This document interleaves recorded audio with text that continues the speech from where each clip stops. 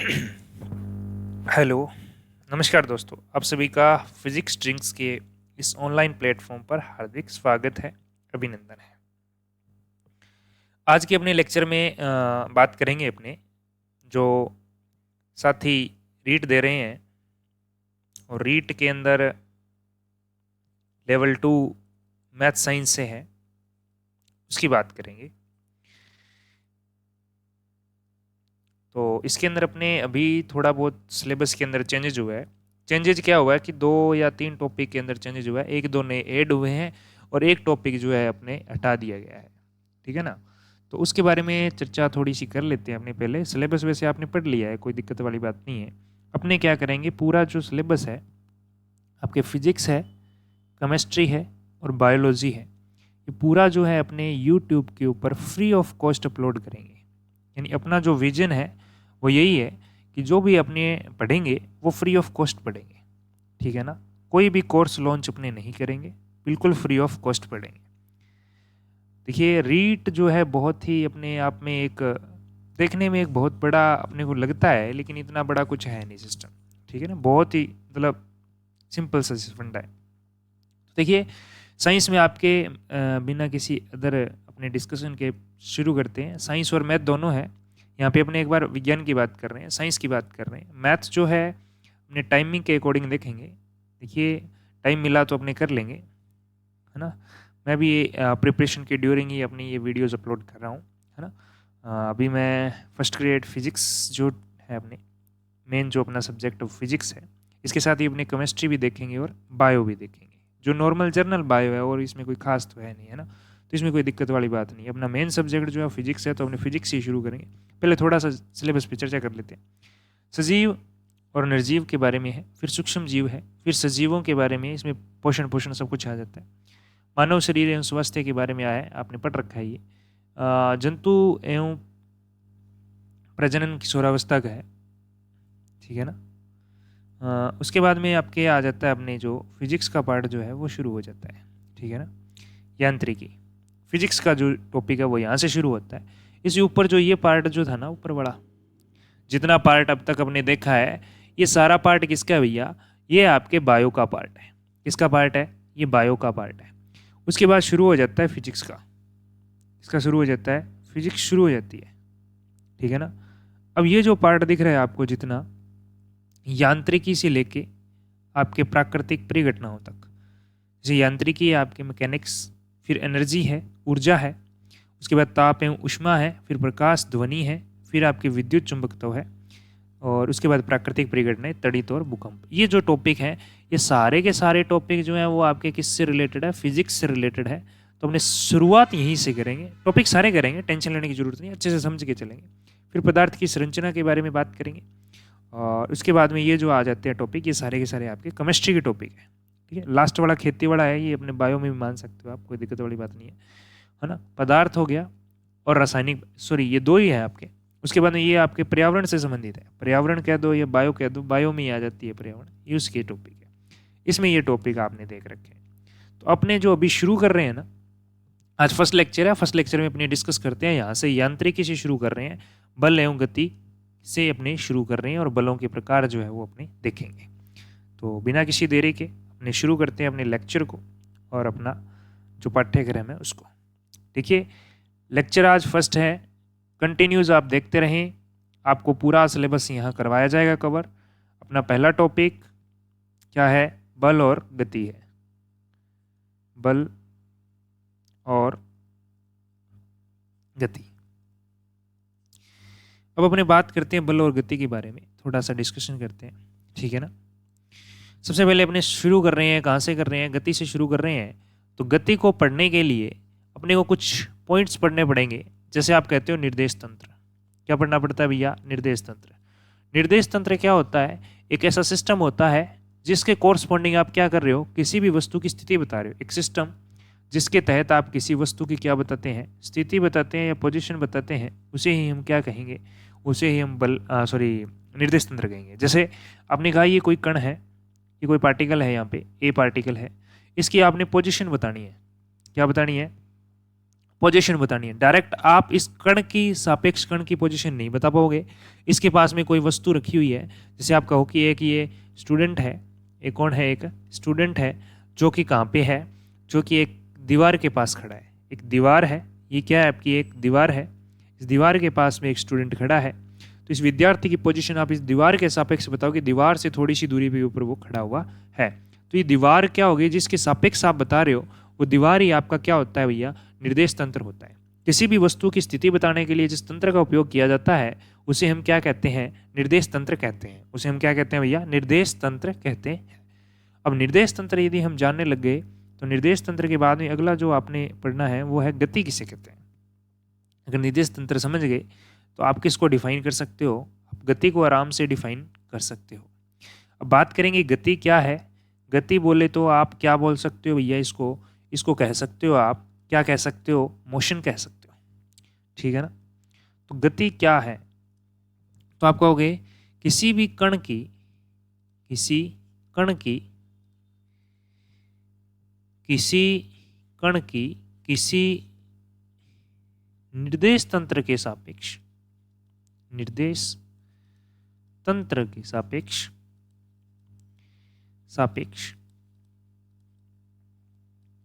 परिवर्तन को, निर्देश तंत्र के सापेक्ष परिवर्तन को क्या कहते हैं, गति कहते हैं। बात को समझे क्या, यानी कोई भी निर्देश तंत्र है, उस निर्देश तंत्र के सापेक्ष कण की जो स्थिति है उसको ही, स्थिति में परिवर्तन जो हो रहा है उसे हम क्या कह सकते हैं, गति। यानी डायरेक्ट भी आप बोल सकते हो किसी कण की स्थिति के अंदर अगर क्या आ रहा है भैया, बदलाव आ रहा है, तो उस चेंजेस, उस बदलाव को ही हम क्या कहेंगे, गति कहेंगे। यानी कि कोई वस्तु है वो ए पॉइंट पे थी, कुछ टाइम बाद उसको आपने देखा तो वो बी पॉइंट पे चली गई, तो समय के सापेक्ष उसके स्थान में क्या हो रहा है, बदलाव हो रहा है, परिवर्तन हो रहा है। इसी परिवर्तन को क्या कहा जाता है, इसी को हम गति कहते हैं, इसी को हम क्या कहते हैं भैया, मोशन कहते हैं। बात समझ गए होंगे। यानी किसी के कण के स्थान में परिवर्तन जो है, the change in position, direct आप बोल सकते हो change in position, change in position is known as, क्या कहोगे उसको, गति कहोगे, ठीक है ना।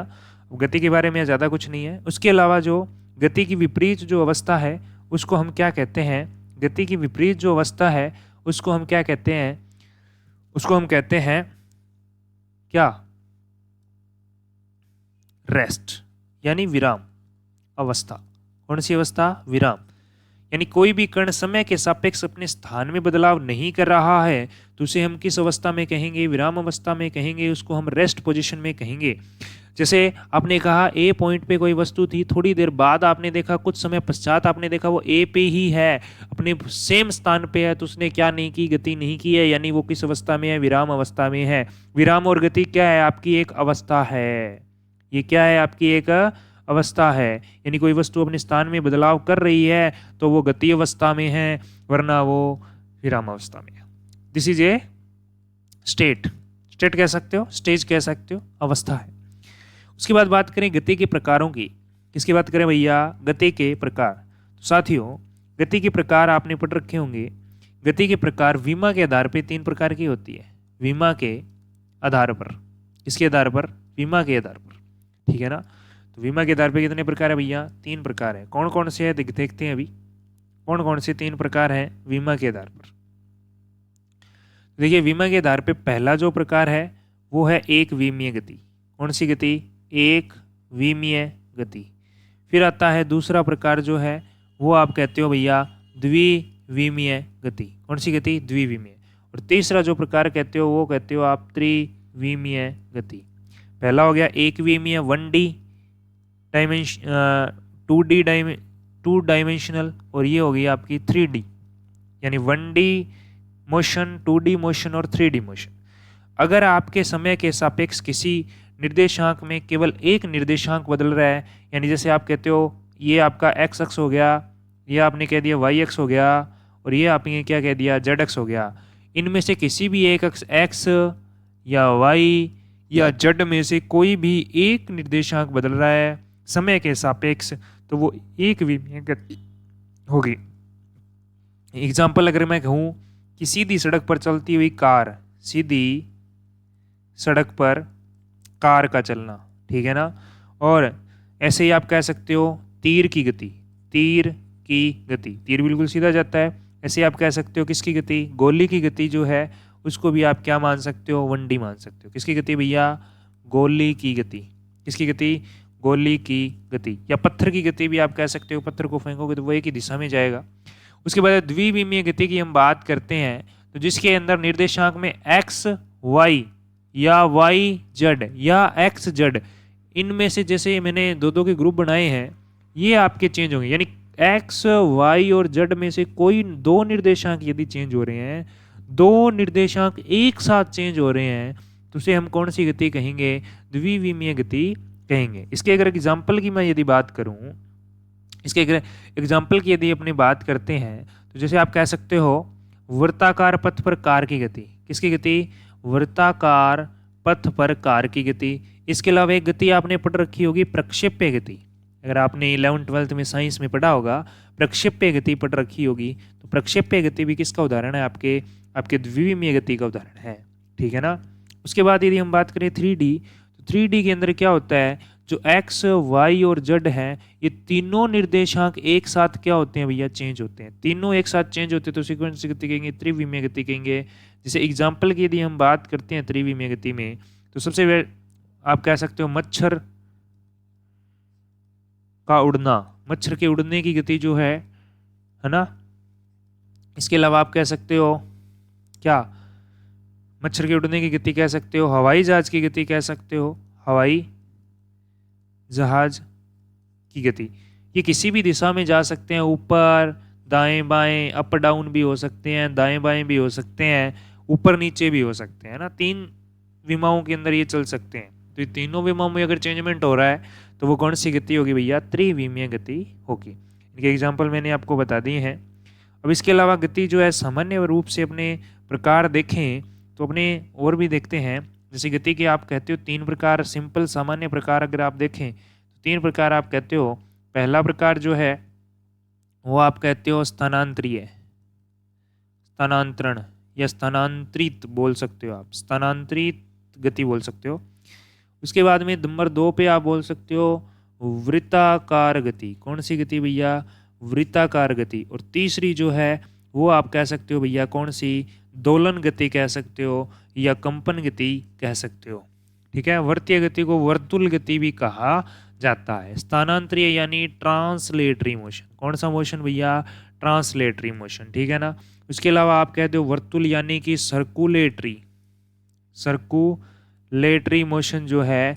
और थर्ड जो है वो है ओसिलेटरी। कौन सा है भैया, ओसिलेटरी जो मोशन है वो आपके कौन सा होगा, दोलन गति होगी। अब इसके अंदर क्या होता है, कण जो होता है वो एक स्थान से दूसरे स्थान तक क्या करता है, मोशन करता है। अब वो चाहे इस तरह से पाथ आए, चाहे पाथ इस तरह से आए, चाहे पाथ इस तरह से आए, किसी भी रास्ते से वो जाए, अगर वो अपने स्थान में बदलाव कर रहा है, पोजीशन चेंज कर रहा है, ठीक है ना, तब वो कौन सी गति होगी, तब स्थानांतरित होगी। यानी स्थानांतरण होगा, एक स्थान से वो कहाँ जाएगा, दूसरे स्थान पे जाएगा। जैसे चलती हुई कार है, रेलगाड़ी है, ये सारी की सारी गतियाँ कौन सी है, स्थानांतरण है। वर्ताकार या वर्तुल गति जो है, इसके अंदर कण जो होता है, जो पार्टिकल होता है वो किसी एक्सिस के अराउंड, किसी एक्सिस यानी कि अक्ष के परित जो है क्या करता है, घूर्णन करता है। इस गति को घूर्णन गति भी कहा जाता है। यानी घूमना, किसी अक्ष के चारों अगर घूमता है वो, तो इस गति को हम क्या कहेंगे, वर्ताकार गति कहेंगे। यानी जैसे आप कहते हो पहिए की गति जो है वो कौन सी गति होगी, वृत्ताकार होगी। ऐसे ही मेरी गो राउंड, मेरी गो राउंड जो झूला होता है ना, उस झूले की गति भी कौन सी है, वृत्तुल्य वृत्ताकार या आपके घूर्णन गति है। उसके बाद दोलन गति, कंपन गति जो है ये क्या होता है, किसी एक, ये मान लो माध्य स्थिति है, इस माध्य स्थिति के इर्द गिर्द गति होगी। यानी दाएं बाएं होने वाली गति, किसी एक स्थिति के दाएं बाएं होने वाली गति कौन सी होती है, दोलन गति होती है। इसका एग्जाम्पल आप डेली लाइफ में देखते हैं, जैसे चलते हुए अपने हाथ की गति जो है ना। इसके अलावा आप कह सकते हो आपके आंखों की पलक जो है उनकी गति आप कह सकते हो, है ना। इसके अलावा आप बहुत सारे एग्जाम्पल आप जो है दोलन गति के ले सकते हो। जैसे आप एक कहते हो, जैसे अपने पेंडुलम जो है आपकी बुक्स में देखने को मिलेगा, पेंडुलम जो है या सरल लोलक जिसको कहते हैं, की जो गति है वो कौन सी गति होती है भैया, दोलन गति या कंपन गति होती है। तो इस तरह से अपने किसके बारे में बात की, स्थानांतरण, वर्ताकारण और दोलन गति के बारे में चर्चा की। आगे देखिएगा अपने बात करते हैं नेक्स्ट जो आता है अपनी गति पड़ली। गति में क्या होगा, वस्तु एक स्थान से दूसरे स्थान पे जाएगी, तो गति करेगी तो उसके अंदर अपने को क्या पढ़नी पड़ेगी, उसके अंदर अपने को पढ़नी पड़ेगी भैया दूरी पढ़नी पड़ेगी। दूरी बोले तो क्या बोलते हो भैया, डिस्टेंस पढ़नी पड़ेगी। क्या पढ़नी पड़ेगी भैया, डिस्टेंस पढ़नी पड़ेगी। तो डिस्टेंस क्या है, थोड़ी सी बात अपने जान लेते हैं। डिस्टेंस के बारे में बहुत सारे इंपॉर्टेंट पॉइंट मैं आपको बता रहा हूँ, ऐसे पॉइंट बता रहा हूँ जो आपने, हो सकता है कि आज तक ऐसे पॉइंट, कुछ पॉइंट जो मैं बता रहा हूँ वो आपने नहीं पढ़ रखे हो, है ना। वैसे हो सकता है आप डिग्रीधारी हो, स्नातक आपने कर रखी है, कुछ साथी तो स्नातकोत्तर होंगे यानी एमएससी कर रखी है, फिर भी रीड दे रहे हैं, है ना। कोई दिक्कत वाली बात नहीं है, देना चाहिए। एग्जाम देने से क्या होता है, आपका परिपक्वता आती है। क्या आती है, परिपक्वता आती है, जैसे रीट के अंदर अपने साइकोलॉजी में पढ़ते हैं, ठीक है ना। तो प्रयास करना चाहिए। देखिए पहला जो पॉइंट है वो है कि दूरी जो होता है दो बिंदुओं के बीच क्या होती है, पथ की लंबाई होती है। दो बिंदुओं के बीच पथ की लंबाई को क्या कहा जाता है, दूरी। जैसे ये ए पॉइंट है और ये बी पॉइंट हो गया, इसके बीच में आप रास्ता ये चल के आ रहे हो, कोई सा भी रास्ता चल के आ रहे हो, उस रास्ते की जो लंबाई है ना, यानी पथ की जो लंबाई है, उस पथ की लंबाई को हम क्या कह देंगे, उसको हम दूरी कह देंगे, ठीक है ना। दूरी हमेशा क्या होती है, दूरी हमेशा होती है भैया धनात्मक होती है। अगला पॉइंट जो बनता है वो ये बनता है, दूरी हमेशा क्या होती है, धनात्मक होती है, यानी कभी ऋणात्मक नहीं हो सकती है। अगला पॉइंट जो है, दूरी जो है वो किस पर निर्भर करती है, पथ पर निर्भर करती है, स्टार्टिंग और एंडिंग पॉइंट पे निर्भर नहीं करती। यानी आपने रास्ता बदल दिया तो दूरी का मान बदल जाएगा। जैसे ए पॉइंट और ये बी पॉइंट था, एक बार तो आप यहाँ से ऐसे चल के आए, एक बार आप यहाँ से ऐसे ऐसे चल के गए, ये ए फर्स्ट रास्ता हो गया, और ये कौन सा रास्ता हो गया भैया, ये सेकंड रास्ता हो गया। तो सेकंड रास्ता हो गया तो आप कहोगे पहले के अंदर चलेगी दूरी अलग है, दूसरे के अंदर चलेगी दूरी अलग है, क्योंकि इस रास्ते की लंबाई और इस रास्ते की लंबाइयां क्या होगी, अलग अलग होगी। तो इस तरह से ये किस पर निर्भर करता है, पथ पर निर्भर करता है। रास्ता बदलते ही दूरी की मात्रा क्या हो जाएगी, बदल जाएगी। अगला जो पॉइंट आपके आता है वो ये आता है, दूरी जो है वो आपके हमेशा, दूरी जो है वो हमेशा जो आपका विस्थापन है उससे ज्यादा या बराबर होगी। हमेशा क्या होगी, उसके बराबर तक होगी, उससे कम कभी नहीं होगी। दूरी हमेशा विस्थापन से कम या बराबर हो सकती है, सॉरी ज्यादा या बराबर हो सकती है, कम नहीं हो सकती है, ठीक है ना। ये पॉइंट आपने अच्छे से याद रखना है। अगला जो पॉइंट, बहुत इंपॉर्टेंट पॉइंट कह सकते हो आप, जो कि आपके पेपर में आने लायक पॉइंट जो है, ये एक अदिश राशि है। ये कैसी राशि है, अदिश राशि है, जो दिशा पर निर्भर नहीं करती है। अगला पॉइंट अगर कहें तो इसका जो मात्रक आता है, जो इसका मात्रक आता है ना भैया, वो क्या होता है, इसका मात्रक जो है वो होता है क्या, मीटर होता है। क्या होता है, मीटर होता है। तो इस तरह से एक पॉइंट आपका ये भी बनता है कि इसका मात्रक जो है वो क्या है, मीटर है, ठीक है ना। इस तरह से ही अपने किसके बारे में पॉइंट पढ़ लिए, ये दूरी के बारे में अपने कुछ पॉइंट्स नोटिस कर लिए हैं, ठीक है। अब इसी तरह दूरी के जैसा ही अपने क्या आएगा, एक विस्थापन आएगा। दूरी के साथ में ही अपने किसको स्टडी करना पड़ेगा, विस्थापन की स्टडी करनी पड़ेगी, ठीक है। तो विस्थापन के अंदर देखिएगा, विस्थापन क्या होता है, दो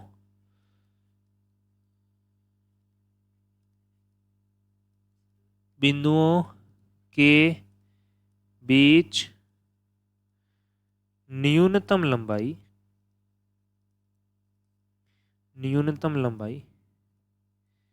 विस्थापन कहलाता है,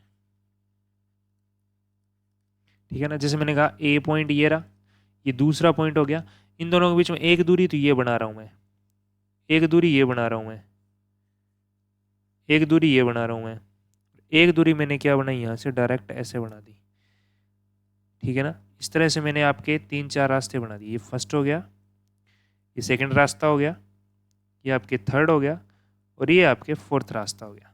तो आप कहोगे सबसे कम जो दूरी है, सबसे कम दूरी या सबसे कम लंबाई जो है वो कौन सी होगी, वो आप कहोगे कौन सी होगी, थर्ड होगी।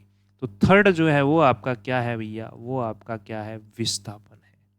यानी दो बिंदुओं के बीच में कम से कम दूरी जो है उसी को ही हम क्या कहते हैं, उसी को ही हम विस्थापन कहते हैं। अब इसके बारे में कुछ 6 पॉइंट 7 पॉइंट बनेंगे जो ऊपर बने हैं उसके अपोजिट बनेंगे, ठीक है ना। जैसे पहला पॉइंट, दूरी जो होती है वो हमेशा क्या होती है, किस पर निर्भर करती है, पथ पर निर्भर करती है। और ये किस पर निर्भर करता है, प्रारंभिक और अंतिम बिंदुओं पर निर्भर करता है, और अंतिम बिंदु पर निर्भर करता है। आप किसी भी रास्ते से जाए, इसको कोई मतलब नहीं है ये दो बिंदुओं के बीच में कम से कम दूरी है, ठीक है ना। ये प्रारंभिक और अंतिम बिंदु पर निर्भर करती है, पर क्या करती है, ये निर्भर करती है। अगला पॉइंट जो आएगा, विस्थापन जो होता है वो हमेशा क्या रहता है, वो आपके हमेशा, दूरी तो हमेशा धनात्मक रहती है, ये धनात्मक भी हो सकता है, दिशा बदल जाएगी तो ऋणात्मक भी हो सकता है, और विपरीत दिशा में अगर सेम दूरी चल रही हो तो ये शून्य भी हो सकता है, पॉसिबल है ये, ठीक है ना। अगला पॉइंट जो है, इसका मान जो है, विस्थापन का मान जो है वो हमेशा दूरी से क्या मिलेगा, कम मिलेगा या उसके बराबर मिल सकता है। या आप यहाँ से एक पॉइंट ये भी बना सकते हो, विस्थापन बटे दूरी जो है इसका जो अनुपात आएगा वो एक से क्या आएगा, हमेशा कम आएगा या उसके बराबर आएगा। ऐसा ही ऊपर वाले में भी एक पॉइंट आप एड ऑन कर सकते हो, यहाँ से एक पॉइंट एड ऑन कर सकते हो कि दूरी बटे विस्थापन जो है, दूरी बटे विस्थापन जो है वो हमेशा क्या आएगा, एक से बड़ा आएगा या एक के बराबर आएगा, ठीक है ना। जैसे मैं एक क्वेश्चन कह दूं यहाँ पे, इसी से रिलेटेड एक क्वेश्चन कह दूं, इस पॉइंट से रिलेटेड जो क्वेश्चन बन सकता है कि निम्न में से दूरी और विस्थापन, दूरी और विस्थापन दोनों के लिए संभव मान है, दोनों के लिए संभव मान है। दूरी और विस्थापन, एक मिनट रुको, क्वेश्चन थोड़ा सा मैं चेंज करता हूँ, एक मिनट रुको, एक मिनट।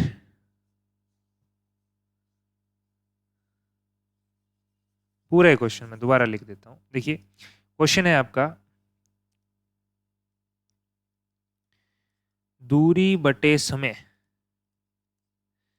का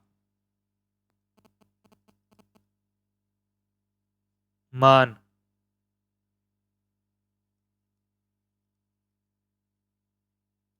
संभव है। इसके अंदर ए, बी, सी और डी, ये चार ऑप्शन है। इसके अंदर मैंने पहले एक दे दिया, दो दे दिया और मैंने दे दिया तीन। ये कह रहा है एक हो सकता है, ये कह रहा है ग्रेटर देन, लेस देन एक हो सकता है, ये कह रहा है ग्रेटर देन एक हो सकता है। और ए ऑप्शन कह दिया मैंने एक, दूसरा कह दिया दो, तीसरा कह दिया मैंने एक और दो, तीसरा कह दिया मैंने एक और तीन। दूरी बटे समय, समय नहीं कहेंगे यहाँ, सॉरी समय नहीं कहेंगे यहाँ, यहाँ क्या आएगा, क्या आएगा, विस्थापन, क्या आएगा, विस्थापन आएगा, क्या आएगा भैया, यहाँ विस्थापन आएगा। तो इस प्रश्न का आंसर क्या आएगा, दूरी बटे विस्थापन का मान क्या हो सकता है, एक हो सकता है ना, अभी पढ़ा आपने। और क्या हो सकता है, इधर आ जाएगा एक, एक से क्या होगा, एक से क्या होगा, ये ज़्यादा होगा, एक से क्या होगा भैया, ज़्यादा होगा, सेकंड हो सकता है। तो एक और सेकंड यानी सी ऑप्शन जो है वो आपका क्या हो जाएगा, करेक्ट हो जाएगा।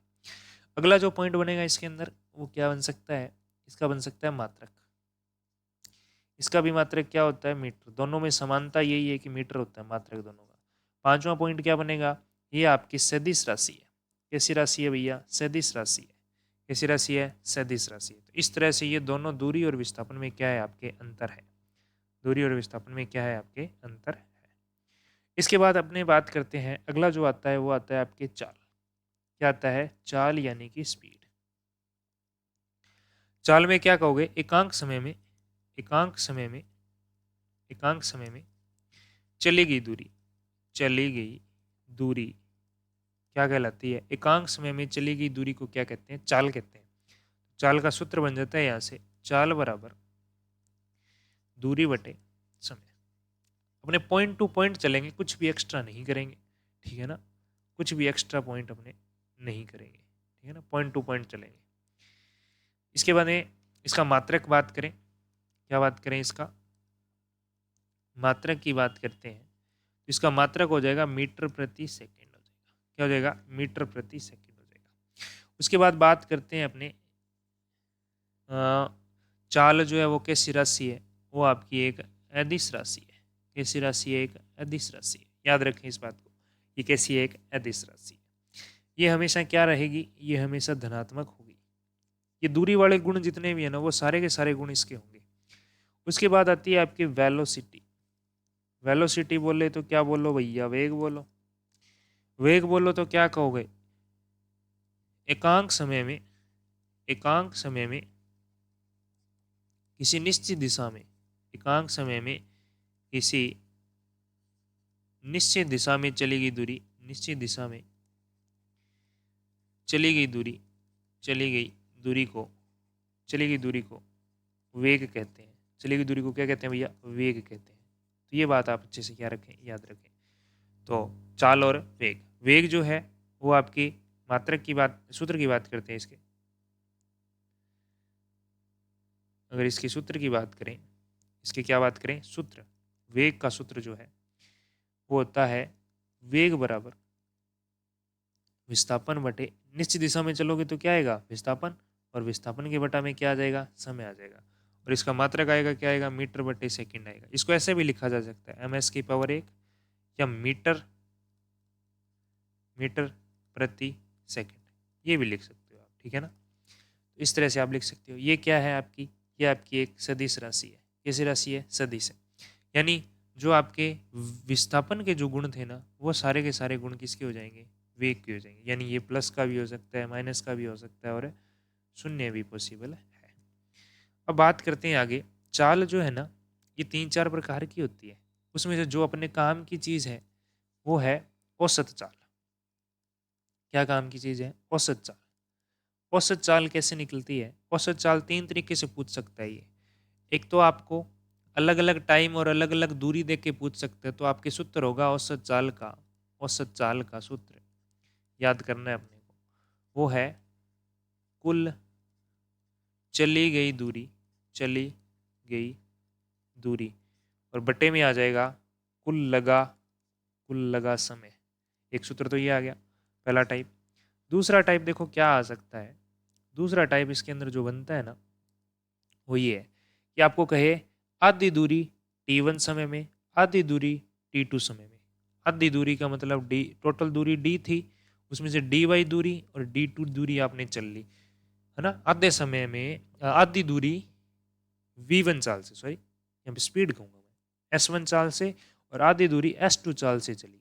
समय नहीं दिया आपको, आधी दूरी चली s1 से, आधी दूरी चली s2 से, यानी स्पीड अलग अलग हो सकती है।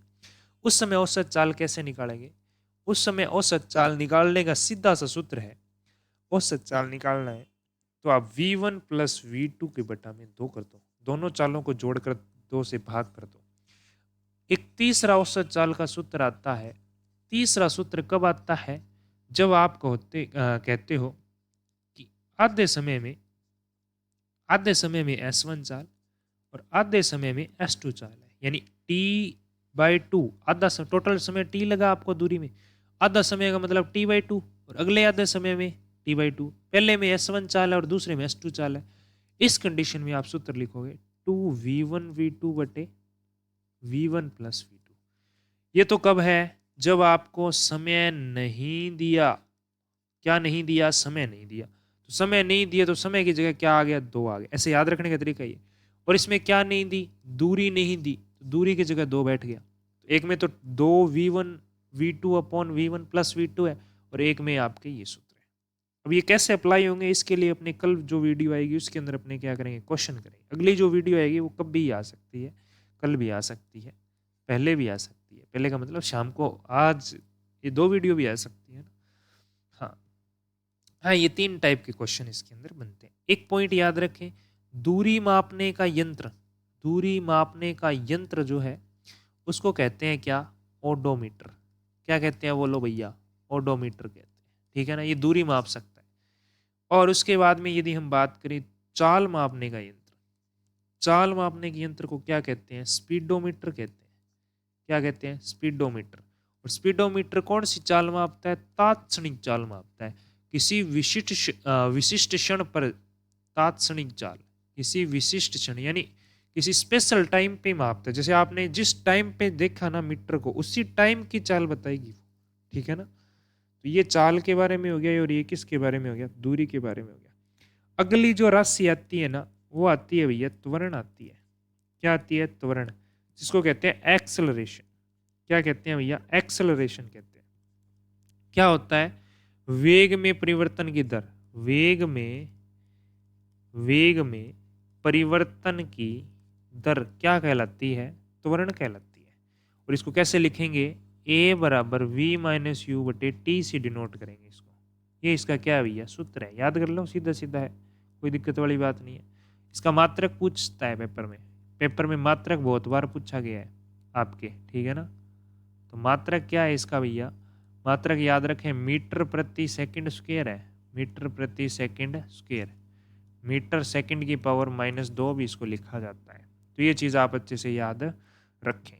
वेग में परिवर्तन की दर क्या कहलाती है? त्वरण कहलाता है, ठीक है। तो ये हो गया, आपके त्वरण के बारे में बात कर ली अपने। जैसे आपको कहा कि पहले कार की स्पीड 30 मीटर प्रति सेकंड थी, और 2 सेकंड बाद उसकी चाल कितनी होगी? 50 मीटर प्रति सेकंड होगी। तो बताइए त्वरण कितना है? तो आप क्या करोगे? ए बराबर पहले का वेग u होता है, बाद का वेग v लेते हैं और समय को t से, तो मान रख दो। v का कितना है? 50, u का कितना है? 30, t का कितना है? 2, 10, 20/2 कितना आ गया भैया? 20/2 काट दो, 10 मीटर प्रति सेकंड स्क्वायर। यानी 1 सेकंड में कितना चेंज आया? इतना चेंज आया। अब कुछ मात्रकों के अंदर क्या होता है? मात्रकों में चेंजमेंट करना होता है। मात्रकों में क्या करना होता है? चेंज करना होता है। उस चेंज की अपने एक दिन बात कर लेंगे, ठीक है ना। जैसे ये मीटर प्रति सेकंड दिया है, यहाँ मीटर प्रति सेकंड दिया है, यहाँ समय किस में दिया है? मैंने सेकंड में दिया है। ये घंटे में भी दिया हुआ हो सकता था, ये किलोमीटर प्रति घंटा में हो सकता है। उसको चेंज करना पड़ता है मत सवाल करते समय, है ना, न्यूमेरिकल करते समय। आगे बात करते हैं अपने थोड़ा सा। बायो वालों को थोड़ी सी दिक्कत आती है न्यूमेरिकल में। अपने न्यूमेरिकल कैसे होते हैं वो सारे अगले वीडियो में देखेंगे, सभी टाइप के क्वेश्चन अपने लेके आएंगे। अगला जो पॉइंट आता है वो आता है गति जो है, गति के बारे में समीकरण है। गति के समीकरण प्रचलित हैं, जो कि 3 समीकरण है। पहला समीकरण है, याद करने आपको, v बराबर यू प्लस टी। कैसे बने, क्या बने, कोई मतलब नहीं है, सूत्र याद करने हैं। दूसरा है s बराबर U T plus half A T square है, दूसरा समीकरण ये है। और तीसरा जो समीकरण है वो है V square equal U square plus 2as। ये आपके तीसरा गति का क्या है भैया? समीकरण है। यहाँ पे देखिए, इनका सामान्य मतलब है u का मतलब, v का मतलब, t का मतलब, s का मतलब और a का मतलब है। u तो है प्रारंभिक वेग, क्या है? प्रारंभिक वेग। ये क्या है? आपके अंतिम वेग है। ये क्या है आपके? ये आपके समय है। ये क्या है आपके? ये आपके विस्थापन है। और ये आपके क्या है भैया? ये आपके त्वरण है। इस तरह से ये जो राशियां मैंने जो लिखी है ना, इनकी फिक्स ये क्या है? मतलब है, ठीक है। यानी आपको इन राशियों में से, जैसे ये 4 राशियां हैं, इन चारों में से 3 दे दी, चौथी आप ज्ञात कर सकते हो। ऐसे इसमें कर सकते हो, ऐसे इसके अंदर कर सकते हो। अगर यही चीज़ अगर मैं कहूँ कि आपको हाइट के साथ में वेरी करनी है, गुरुत्वाकर्षण बल के प्रभाव में करनी है, तो ए को चेंज कर दो जी में और एस को चेंज कर दो एच में, ठीक है। और ये भी कैसे करोगे? अगर वस्तु ऊपर की ओर जा रही है तब तो लेना ये माइनस जी, वस्तु नीचे की ओर आ रही है तब लेना है आपने प्लस का जी। एक बार चेंज करके देखें, पहली समीकरण बन जाएगी v बराबर यू प्लस जी टी, दूसरी समीकरण बन जाएगी h बराबर U T plus half G T square, और तीसरी समीकरण बन जाएगी v स्क्र बराबर यू स्क्र प्लस 2gh। इस तरह से ये समीकरण चेंज हो जाती है। ये न्यूमेरिकल करेंगे तब अपने को पता लग जाएगा। और इस जी का मान फिक्स होता है, आपने पढ़ा होगा 9.8 मीटर पर सेकंड स्क्वायर, ठीक है। और ये वैल्यू जो है आपकी, ये अप्रोक्सीमेट जब न्यूमेरिकल करते हैं तो 10 मीटर पर सेकंड स्क्वायर अपने यूज करते हैं। ये चीज़ आपने पढ़ रखी होगी, बिल्कुल। इसके बाद में आते हैं गति के नियम। क्या आते हैं भैया? गति के नियम, गति के नियम। अब गति के नियम जो है ना, बिल्कुल इजी जी 3 नियम है आपके। तीनों का जो काम की चीज़ है आपके पेपर में आने लायक, वो बात करते हैं। वैसे तो स्टोरी बहुत है। गति के नियम दिए किसने थे? सबसे पहले तो ये बात आती है, किसने दिए थे? न्यूटन ने दिए थे। किसकी रिसर्च पे दिए थे? गैलीलियो की। गैलीलियो गैलीली है, उसकी रिसर्च थी। उस रिसर्च को पढ़ के न्यूटन ने नियम दिए थे। और न्यूटन की पुस्तक का नाम कई बार पूछ लेते हैं तो प्रिंसिपिया, ये अपना लेवल का एग्जाम है ना, उसमें ये चीज़ आ सकती है। ये 3 नियम है, पहला नियम, दूसरा नियम और तीसरा नियम। पहले नियम का जो नाम है ना, न्यूटन की गति का पहला नियम है, उसको क्या कहते हैं? उसको हम कहते हैं जड़त्व का नियम। किसका नियम? जड़त्व का नियम। हाँ या ना बोलो। दूसरा नियम है वो है संवेग का नियम, संवेग संरक्षण का नियम। ठीक है ना? और तीसरा नियम जो है उसको कहते हैं क्रिया प्रतिक्रिया नियम। क्रिया प्रतिक्रिया, यानी इनर्शिया है पहला, तो दूसरा है मोमेंटम का, और तीसरा है एक्शन रिएक्शन। जड़त्व क्या होता है? किसी वस्तु का वह गुण है जिसके कारण वह अपनी अवस्था परिवर्तन का क्या करता है? विरोध करता है। उस गुण को क्या कहते हैं? जड़त्व। और पहला नियम क्या कहता है कि कोई वस्तु स्थिर है तो स्थिर रहेगी, गतिमान है तो गतिमान रहेगी, कब तक? जब तक कि उस पर कोई बाह्य बल न लगाया गया। तो ये पहला नियम है जड़त्व का नियम। दूसरा नियम है संवेग संरक्षण नियम। संवेग संरक्षण नियम कहता है कि संवेग में परिवर्तन की जो दर है वो लगाए गए बाह्य बल के समानुपाती होती है। ये दूसरा नियम है। देखो यहाँ से इंपॉर्टेंट बनने वाला प्रश्न क्या है? पहला नियम से ये बन सकता है कि पहला नियम कौन सी परिभाषा देता है? सॉरी, बल की परिभाषा कौन सा नियम देता है? बल की परिभाषा जो मिलती है आपको वो गति के पहले नियम से मिलती है। और गति का जो सूत्र मिलता है, संख्यात्मक मान मिलता है, वो गति के दूसरे नियम से मिलता है। और इसके एग्जाम्पल पूछे जा सकते हैं। जैसे आपने बहुत सारे पढ़ रखे होंगे, बस जो है, बस में यात्रियों को धक्का लगना, या बस पर रखा हुआ सामान जो है वो गिर जाना, है ना? और इसके अलावा आपने पढ़ रखे होंगे बहुत सारे जड़त्व के, आपने जैसे पेड़ों से फल गिरना है, ये सारे जड़त्व के नियम के उदाहरण है। इसके अलावा जड़त्व जो है वो कितने प्रकार का होता है? 3 प्रकार का होता है। कितने प्रकार का होता है भैया? 3। एक तो होता है दिशा का जड़त्व, ठीक है। एक होता है स्थिर अवस्था का जड़त्व, स्थिरावस्था का जड़त्व, और एक होता है गति अवस्था का जड़त्व। यानी कोई वस्तु दिशा बदल रही है तो भी उसको झटका लगेगा। स्थिर है और गतिमान अचानक हो जाए तो भी लगेगा, और गतिमान है और रुक जाए अचानक से तो भी, तीनों तीनों जड़त्व होते हैं। संवेग संरक्षण नियम से पहले तो बात करें संवेग क्या है। ये पेपर में बहुत बार आ चुका है। संवेग किसे कहते हैं? तो संवेग जो है पी होता है, जो कि द्रव्यमान और वेग का गुणनफल होता है। इन दोनों का गुणा कर दो, क्या बन जाएगा? आपके संवेग बन जाएगा। यानी किसी वस्तु का द्रव्यमान और वेग का गुणा। और इसका मात्रक जो है वो होता है केजी मीटर प्रति सेकंड, क्योंकि किलोग्राम किसका होता है? द्रव्यमान का, और वेग का क्या होता है? मीटर प्रति सेकंड। ये इसका क्या हो गया भैया? संवेग का मात्रक। तो यहाँ से ये सूत्र आपके F बराबर आप क्या लिख सकते हो? डेल्टा पी बटे डेल्टा टी। ये सूत्र भी आपके काम का है, बहुत ज़्यादा इंपॉर्टेंट है। इसके अलावा एक सूत्र यहाँ से बनता है आपके F बराबर एम ए, जो कि अपने जनरली बल का सूत्र लेते हैं, ये यहीं से व्युत्पन्न होता है। इसके अलावा इसको ये भी लिख सकते हैं, M V minus U upon T भी लिखा जाता है। ये तीनों फॉर्मेट के अंदर आपके पेपर के अंदर पूछा जाता है। तीसरा नियम क्या कहता है? क्रिया प्रतिक्रिया प्रतिक्रिया की समान परिमाण विपरीत दिशा में, समान परिमाण तथा विपरीत दिशा में, विपरीत दिशा में क्या होती है? विपरीत दिशा में क्या होती है भैया? प्रतिक्रिया होती है। विपरीत दिशा में क्या होती है? उसकी प्रतिक्रिया होती है। ये कौन सा नियम है? तीसरा नियम। जैसे रॉकेट का लॉन्च करना, ये कौन से नियम के कारण होता है? तीसरे नियम का। नाव को चलाना, ये चलना व्यक्ति का, ये सारे तीसरे नियम के। दूसरे नियम का उदाहरण कहें तो कैच पकड़ते समय हाथों को पीछे की ओर लेके जाना, या कोई भी व्यक्ति या वो कूदता है, लंबी कूद या ऊंची कूद जो भी है, वो उसके कूदते हैं, जहाँ पे कूदते हैं वहाँ पे या तो रेत होती है या क्या होते हैं, गद्दे लगे हुए होते हैं। क्यों? क्योंकि उसके टाइम पीरियड कम किया जाए। ये टी का मान जितना कम होगा ना, टी का मान जितना कम होगा उतना ही बल क्या लगेगा? ज्यादा। लेकिन टी का मान ज्यादा होगा तो एफ का मान क्या होगा? कम होगा। तो बल जितना कम लगेगा, चोट उतनी ही क्या लगेगी? कम लगेगी। तो ये आपके क्या है? गति के 3 नियम थे। गति के कितने नियम थे? 3। पहला नियम क्या बताता है? बल की परिभाषा। बल की परिभाषा कहाँ से मिलती है? गति के पहले नियम से। दूसरा नियम जो है परिभाषा मिलती है पहले से, और बल का सूत्र मिलता है, बल का सूत्र मिलता है कौन से नियम से? दूसरे नियम से, ठीक है। और फिर बात करोगे तीसरा नियम जो है, तीसरा नियम जो है वो कहता है F12 है वो बराबर होता है माइनस ऑफ F21। इस तरह से ही आपके गति के कितने नियम हैं? 3 नियम है। तो आज अपने बात की गति के बारे में और गति से संबंधित कुछ टर्म्स जो है उसके बारे में। अब अपने नेक्स्ट वीडियो के अंदर क्या लेके आएंगे, इससे रिलेटेड क्या लेके आएंगे भैया? क्वेश्चन लेके आएंगे। और वो क्वेश्चन जो आपके ऑलमोस्ट क्वेश्चन जो होंगे वो PYQ क्वेश्चन होंगे, ठीक है ना। आज की वीडियो में इतना ही। और जो क्वेश्चन वगैरह हैं इनके अलावा एक्स्ट्रा जो स्टडी मटेरियल है उसकी अगर आप PDF चाहते हैं तो अपना टेलीग्राम चैनल है फिजिक्स ड्रिंक्स के नाम से, यही नाम है फिजिक्स ड्रिंक्स, ठीक है। तो ये आप क्या कर सकते हैं, टेलीग्राम जो है वो आप ज्वाइन कर ले, ठीक है। अगर कोई भी आपको डाउट हो आप कमेंट बॉक्स में लिख सकते हैं या इसके अलावा हमसे पूछ सकते हैं, ठीक है ना। कमेंट बॉक्स में लिख दें, हम अगली वीडियो में इसका सॉल्यूशन दे देंगे। तो मिलते हैं नेक्स्ट वीडियो में, तब तक के लिए बाय बाय, टेक केयर, है ना।